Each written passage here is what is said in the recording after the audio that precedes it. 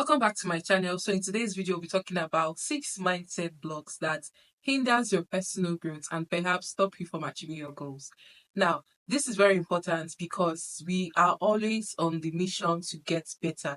And when you come across topics like this and channels like this, I believe you want to get glued in order to know more better on the things that actually hinders your growth. I mean the little subtle subconscious things that hinders your growth.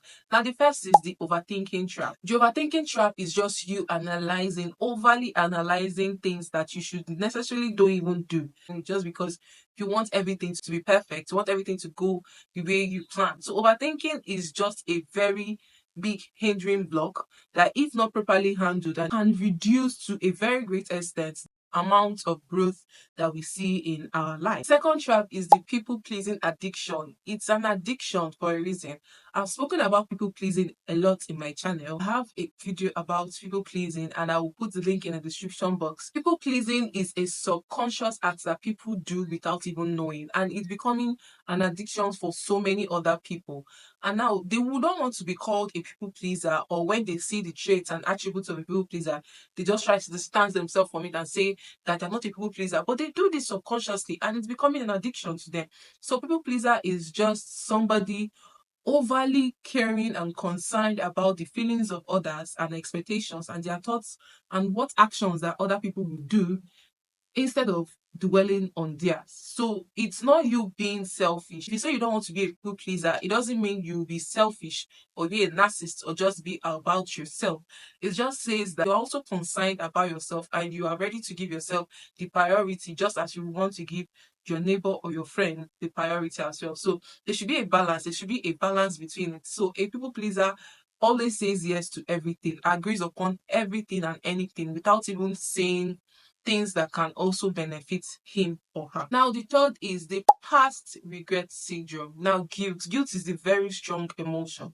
I believe we all know emotions, right? So guilt comes whenever we make a mistake and we are not coming to the fact that we made a mistake and we can come out of that mistake by forgiving ourselves. So guilt is a very strong emotion that hinders us down. Most people even go as far as committing suicide or doing something very harmful to themselves, all because they're feeling guilty about a crime or a thing they've done. Guilt is something that hinders you. Guilt is something that pushes you down. You know, this voice that comes in your head and that keeps saying, you did this, oh, you did this, you did this. You know, this accusing voice that comes in your head. Some people refer it as the devilish voice, but other people just see it as a normal phenomenon that comes when you don't want to forgive yourself. So guilt is you not forgiving yourself, you're not able to come to the fact that you've made a mistake and you're a human being filled with flaws, because everybody has their own flaws and imperfection. But you need to come out from that phase and move on to the next thing. Better still, prefer solutions or try to amend the thing you've done. So if, for instance, you stole something and then the person got expelled from the school, or maybe you did something very awful, what you should do is limit every form of negative thoughts. I know it's very hard, yes, we also have conscience. So people that even feel guilty self, to some extent, they're still good people because they have this conscience in them that keeps telling them that, oh, you did something wrong, I need to make amends. Now the problem will now come in when you don't see the reason to forgive yourself, or when you find it really hard to forgive yourself. Fourth is the limiting belief barrier. The limiting belief is just when somebody feels like they can't go further in something, or they cannot reach a height just because of where they are, their present situation.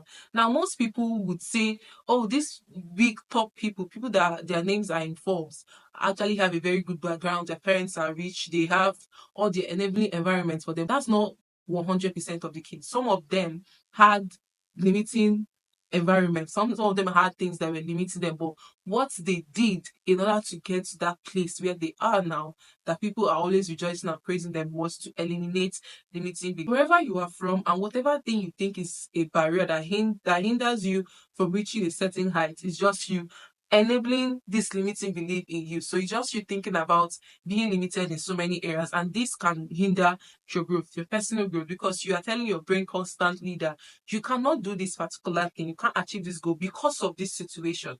Exactly. So what you should do in this case is to turn it around, is to flip it around. Even if I don't have this, there should be an alternative to this. For instance, if your limiting belief is to create content and shoot videos, your limiting belief can be, oh, because I don't have an iPhone, or because I don't have enough space in my phone, I am not able to shoot content like others. And this girl is doing this content just because she has this enabling environment and things that helps her.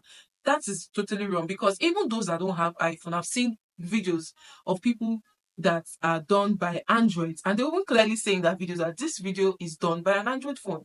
And also for people that don't have enough space in their phone, the thing you can do to solve this is, after you record a video, edit it, post it, you can actually delete the video from your phone to free up more space in order for you to record another video. So that's the limiting belief. Whenever you have limiting belief, you're just comfortable and relaxing in your comfortable space, and there's nothing good that can come out from being so comfortable. You need to come out from your comfort zone in order to make things happen. Now, the fifth hindering block, the mindset block that hinders us from our personal growth, is the waiting game.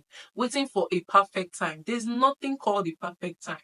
Probably you're waiting for a perfect time to start content creation, or you're waiting for, let's say, the next month to come. For many other people, they actually waited till January to start doing a goal, to start shooting content, to start seeking out jobs, because January is like a fresh start. What happened to December? What happened to November? Most people actually put a stop on everything they did, especially when it was December, because, oh, let's just relax and say, okay, by January I'll be so motivated, I would want to push better because it's a new year and everybody's starting on a fresh slate. So that's the problem here. The waiting game is just somebody trying to make everything come in a perfect time, and there is no perfect time for anything. Exactly. Every time, every day, every season is a perfect time on its own, and if you keep waiting for a perfect time, it might not come, and that's the sad truth. And because it doesn't come, it will now mean that you don't achieve that goal you want to do. That's a problem. Now, the sixth and one of the most important mindset block is the scarcity mindset. Just as I said in a point earlier, I said that the limiting belief is just you being boxed up in a place or in a mindset because you don't have things that enable you to do it. Now, it has a very strong link to the scarcity mindset. Anybody, if not everybody, can come up with this scarcity mindset and say, okay, because they don't have these things in place, they are not able to do this particular or these particular things they want to do. So the scarcity mindset is a very strong barrier. So for instance, you may say, oh, I'm not able to go to nice places because I don't have good clothes, or I don't want to go for an event that will make me better. Not make me better in quotes, but an event that actually makes me connected with other people to share my network, because I don't have these clothes. If I don't wear this certain dress to this event, I'm not going there. In this case, the person is just boxed up in the scarcity mindset because you don't have this thing. That is why you shouldn't go. What about those people that go to the event, even with all quicker clothes? The one we call low grade clothes. Iron it, polish it, everything looks good. And you go for the event and nobody has to know what the amount of your clothes is. So what's the excuse? It can come in different areas, it can come in different things of your life. That's just an example. So scarcity mindset is just you saying you don't have things that can make the thing that you want to do to work. So the flip side of this is the abundance mindset. Irrespective of what you have at the moment, it's still good to be grateful for those things and then use those things to your advantage. Many people also wish that they have this thing that you have, this thing that you think is very small. Many people are wishing, this is their very big dream, to have that little thing that you have. So you even have it, so why not make use of it and stop dwelling in the scarcity mindset and then feel abundant. Whatever you have, make use of it, make the little thing look big, and you enjoy the serenity of life, and you would have more reasons to do more things and grow and become better in your life. So these are the 6 mindset blocks. So we've come to the end of this video. As usual, I would like you to please